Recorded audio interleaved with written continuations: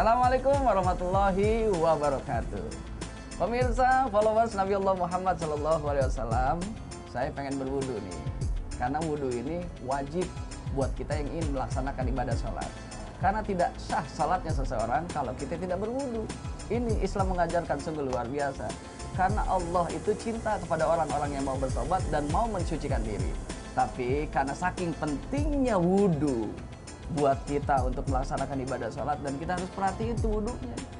Jangan ketika wudu asal-asalan, karena dikhawatirkan wudu kita tidak sempurna dan juga akan mengakibatkan sholat kita tidak sempurna. Nah, sebelum kita wudu, hendaklah diawali dengan niat. Nawaitul wudu'a lirafil hadasil asghar fadlillahi ta'ala. Saya niat wudu untuk membersihkan hadas kecil, fardu karena Allah Ta'ala. Pemirsa, singkat, semoga bisa jadi manfaat. Assalamualaikum warahmatullahi wabarakatuh. Buruan bro, tadi mau wudu, ini mau wudu, itu nanti belakang, nanti oleh Masya Allah. Maaf ya. La la la la la la la la la la la la la.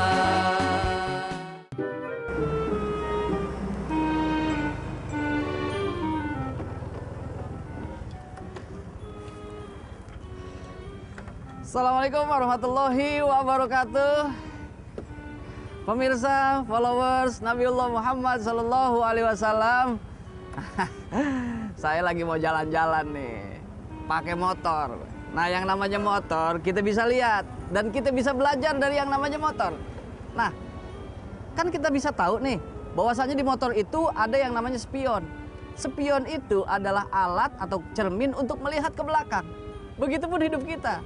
Bolehlah sekali-sekali kita harus lihat ke belakang. Supaya apa? Bisa introspeksi diri. Kalau seandainya masa lalu kita buruk, kita bisa benahi, kita bisa perbaiki agar masa yang akan datang jadi jauh lebih baik.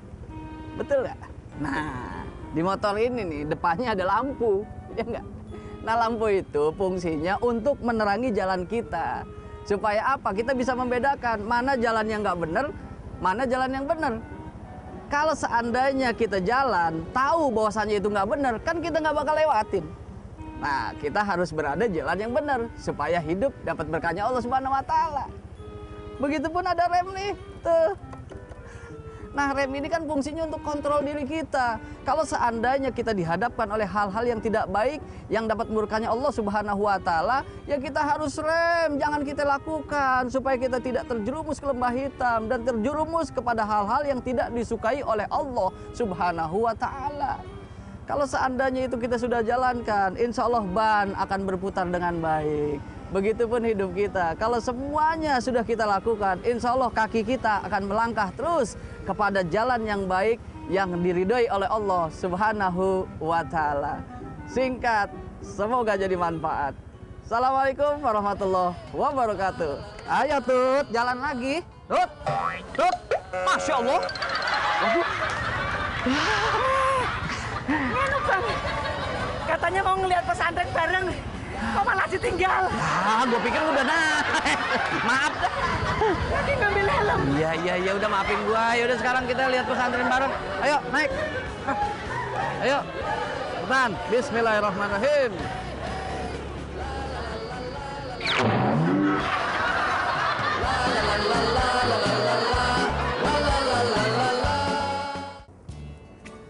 Assalamualaikum warahmatullahi wabarakatuh.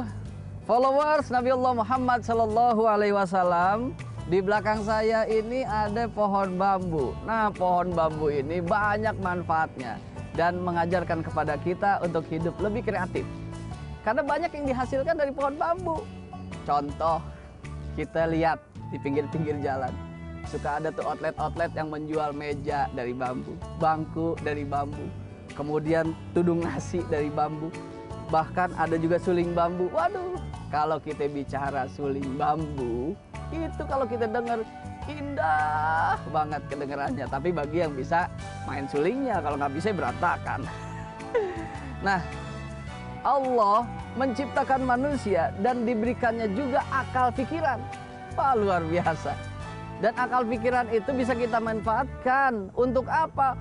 untuk memanfaatkan apa yang juga Allah ciptakan alam semesta yang luas ini. Jadi bukan cuma sekedar bambu saja, banyak yang lainnya yang kita bisa ambil, yang kita bisa petik, yang kita bisa hasilkan untuk menjadi sebuah karya. Untuk apa? Menjemput rizkinya Allah Subhanahu wa Ta'ala. Jadi intinya kita hidup juga harus kreatif supaya hidup kita ini bisa jadi manfaat, paling tidak untuk diri kita dan juga untuk orang-orang di sekitar kita. Luar biasa, singkat, semoga bisa jadi manfaat. Assalamualaikum warahmatullahi wabarakatuh. Aduh. Kagak lihat gua.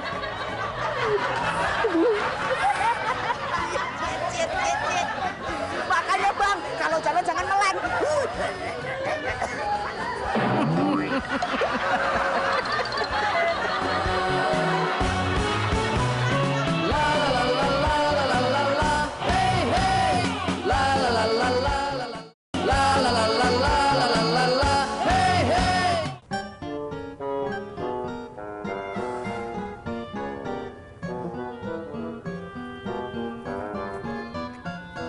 KTP siapa ini? Wah, pasti nyari ini yang punya nih.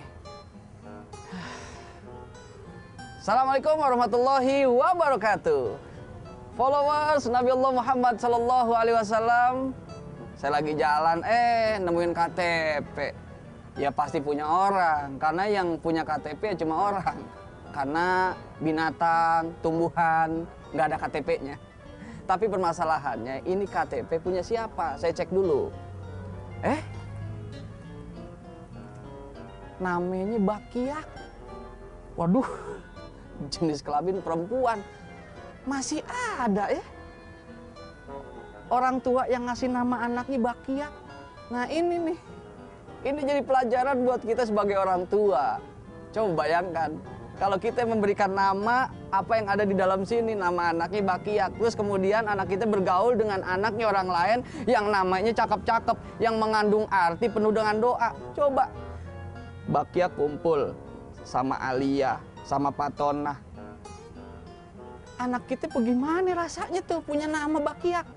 Nah makanya yang namanya orang tua punya kewajiban memberikan nama yang terbaik buat anak-anaknya. Karena nama itu mengandung harapan dan doa. Doa buat orang tuanya dan doa buat anak itu sendiri. Nah kita pernah kan nonton berita di televisi dan kemudian juga di sosial media, internet dan lain sebagainya. Waduh, ada orang yang namanya menggemparkan. Gimana nggak menggemparkan? Namanya syaiton. Dan ada juga yang memberi nama dengan nama Tuhan. Ya Allah, aduh, gimana coba? Padahal Rasul mengajarkan kepada kita untuk memberikan nama kepada anak-anak kita adalah nama yang terbaik. Karena Rasul juga ada sejarahnya tuh. Ketika Rasul hijrah dari Mekah ke Madinah, kemudian dia bertemu dengan kaum Ansor. Dan di saat itu ketika melihat dan mendengar nama-nama dari kaum Ansor yang sekiranya tidak baik artinya, kemudian Rasul menggantinya dengan nama-nama yang terbaik. Berarti Rasul mengajarkan kepada kita, berikanlah nama yang terbaik buat anak-anak kita. Karena jelas, sesungguhnya kalian semuanya akan dipanggil oleh Allah Subhanahu wa Ta'ala di hari kiamat dengan namamu dan juga nama orang tuamu. Singkat, semoga jadi manfaat. Assalamualaikum warahmatullahi wabarakatuh. Maaf Bang, lihat KTP saya nggak? Oh ini kali ya, tuh. Iya betul-betul. Namanya Bakiak, Neng. Iya. Gak apa-apa sih. Emang nama kakaknya siapa? Pelop. Hah? Adiknya? Cepit. Waduh. Keluarga sendal dong.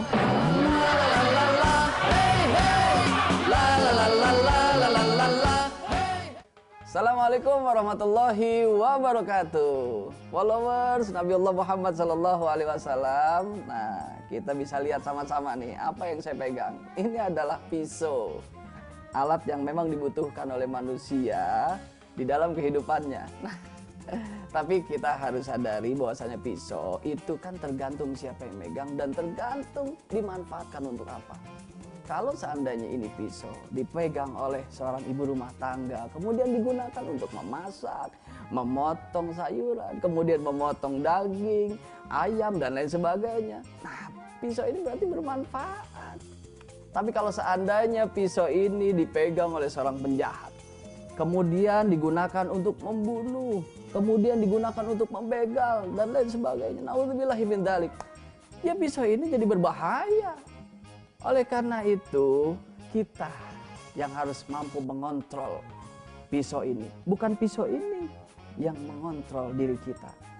Karena kalau kita mampu mengontrol itu semua, apapun yang ada di hadapan kita, insya Allah akan terus membawa positif dalam kehidupan kita. Begitupun teknologi, internet yang sekarang kita banyak tahu, hidup kita sudah tidak lepas dari yang namanya sosial media.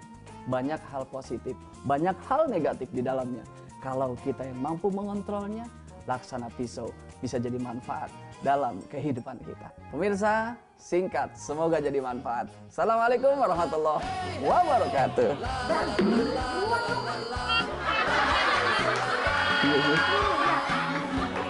Maaf ya kelamaan. Sisain dikit.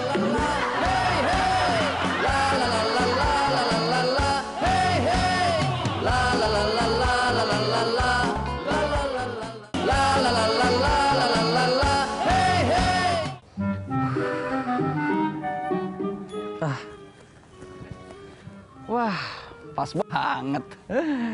Assalamualaikum warahmatullahi wabarakatuh. Pemirsa, followers Nabiullah Muhammad Sallallahu Alaihi Wasallam.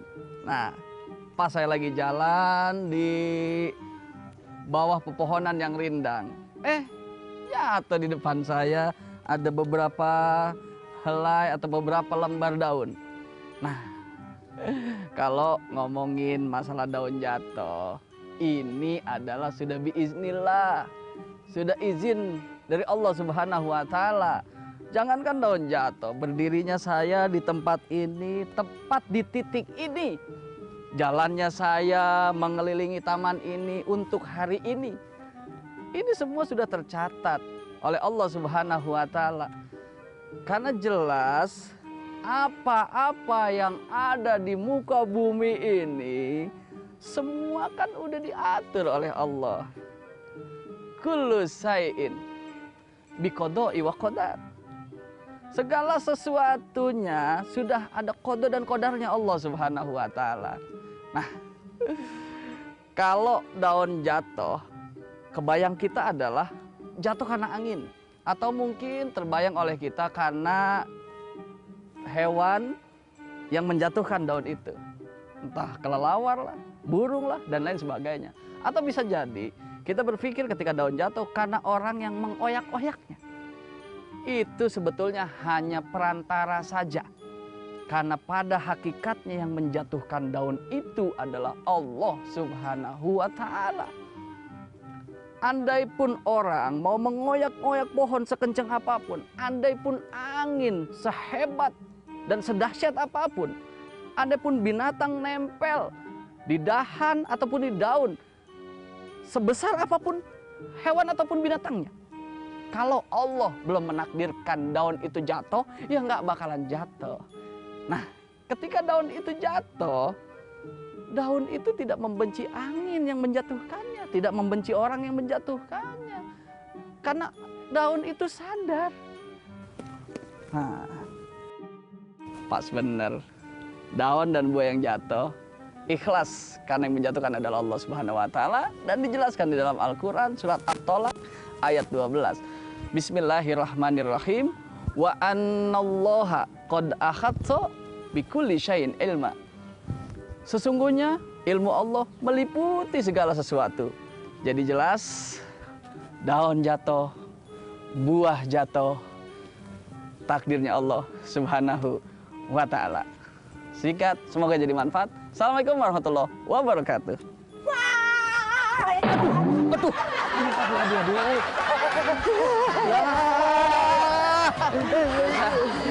Ini juga bagian dari takdir Allah Subhanahu wa Ta'ala. Daun jatuh malah dikatain takdir. Emang ini takdir, lagi ngapain sih di atas pohon? Oh, jangan-jangan nyolong buah orang nih. wae. Nyolong itu dosa, nggak boleh. Bilangin orang tua lu. Pak. Jadi berdua lu bapak mana? Jadi berdua.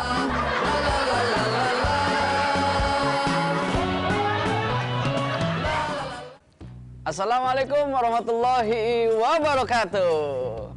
Pemirsa, follower Rasulullah Sallallahu Alaihi Wasallam, bisa dilihat.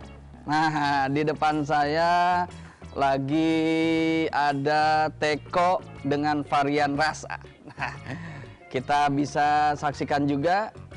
Nah, di teko yang ini terisi oleh kopi. Nah, teko yang ini terisi oleh air sirup, dan yang ini adalah air putih. Hikmah apa di balik ini semua? Nah, kalau kita lihat, awalnya ini teko adalah kosong. Ketika diisi kopi, maka yang keluar dari mulut teko adalah jelas kopi. Tuh. Begitupun yang sirup. Ketika teko ini kosong, kemudian diisi sirup, maka yang keluar dari mulut teko adalah sirup. Tuh. Begitupun air putih, sama. Ketika diisi air putih, maka yang keluar adalah air putih. Andai pun ini teko diisi oleh minuman keras, maka yang keluar dari mulut teko itu adalah air keras. Nah, apa yang bisa dipetik hikmah yang diambil dari apa yang saya sudah gambarkan dan apa yang sudah saya contohkan? Ingat, kepala kita yang ada di dalamnya itu ada otak yang bisa menerima hal yang baik dan juga bisa menerima hal yang buruk. Kalau seandainya pikiran kita selalu dirasuki oleh hal-hal yang buruk, seperti tontonan-tontonan yang tidak baik, kemudian lingkungan-lingkungan yang tidak kondusif, maka yang akan keluar dari mulut kita dan juga yang akan keluar dari perlakuan kita pasti akan keluar yang hal-hal negatif dalam kehidupan kita. Tapi kalau seandainya kita selalu isi pikiran kita dengan hal-hal yang positif, maka yang akan keluar dari mulut kita dan juga yang akan keluar dari perlakuan kita adalah hal-hal yang positif. Banyak kok kisahnya. Kita bisa lihat di berita, banyak kejadian-kejadian yang di luar dugaan. Misalnya telah terjadi anak memerkosa orang tuanya sendiri. Anak perkosa ibunya sendiri. Lantaran apa? Ternyata setelah diusut, anak itu terbiasa melihat hal-hal yang buruk. Tontonan-tontonan yang buruk. Banyak. Bisa melalui apa yang dilihat seperti sosial media dan lain sebagainya. Oleh karena itu, ketika kita melakukan sesuatu, ataupun ketika kita mengajarkan sesuatu kepada anak-anak kita, ingat, agar anak-anak kita berikan sesuatu yang terbaik, ilmu yang terbaik, agar apa yang dilakukan kesehariannya adalah keseharian yang terbaik. Dan ketika kita ingin melakukan sesuatu keburukan, hey, ingat, di sisi kanan kita, di sisi kiri kita, ada malaikat Raqib dan Atid yang selalu mengawasi yang diperintahkan oleh Allah Subhanahu wa Ta'ala. Dijelaskan di dalam surat Qaf ayat 18. Bismillahirrahmanirrahim.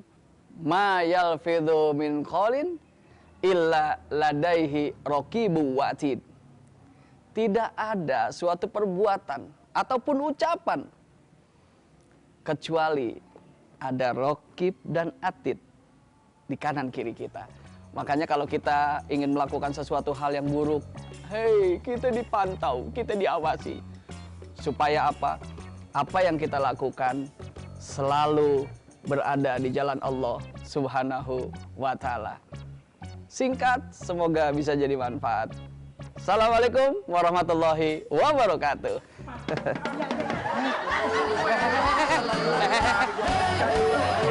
Ini ada apaan ini? Apa-apaan nih? Apa-apaan nih? Iya, iya. Iya. Pada tahu Ustaz. Iya. tuangin gini dah. Nih.